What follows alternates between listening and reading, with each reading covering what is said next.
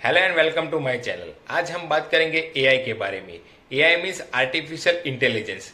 क्या आपने कभी सोचा था कि ये एआई नाम की चीज आपकी नौकरियां छीन लेगा? आज हर तरफ एआई की बात हो रही है और होनी भी चाहिए, क्योंकि ये हमारी जिंदगी का हिस्सा बन चुका है। आइए अब हम जानते हैं एआई क्या है और इसका हमारे भविष्य पर क्या असर पड़ेगा। एआई को सरल शब्दों में समझे तो ये मशीनों को इंसानों की तरह सोचने और सीखने की क्षमता देता है।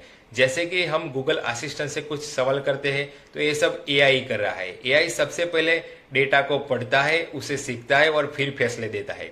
आजकल एआई कुछ गिने चुने ही काम नहीं कर रहा है, ये स्क्रिप्ट लिखना, इमेज बनाना और गणित के जटिल सवाल भी सॉल्व कर रहा है। तो अब आते हैं सबसे अहम सवाल पर, क्या एआई हमारी नौकरियां छीन लेगा? तो इसका जवाब है हाँ। उन नौकरियों पर ज्यादा खतरा है जो दोहराने वाली है, रोज बरोज की है, जैसे कि डेटा एंट्री, साधारण कंटेंट राइटिंग और कॉल सेंटर के कुछ काम। मगर इससे हमें डरने की जरूरत नहीं है।